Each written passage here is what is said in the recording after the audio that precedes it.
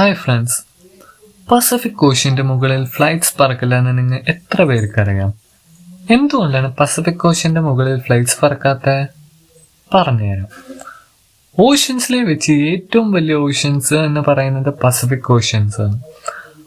അവിടെ എവിടെ ലാൻഡ് ഇല്ല. എന്തെങ്കിലും എമർജൻസി ആണെങ്കിൽ വെള്ളത്തിൽ ലാൻഡ് ചെയ്യാൻ പറ്റില്ലല്ലോ. അതുകൊണ്ടാണ് അവർ ഓഷ്യന്റെ മുകളിൽ പറക്കാത്ത. കുറച്ച് കറങ്ങിയാണെങ്കിലും ലാൻഡിന് മുകളിൽ പറക്കുന്നത്.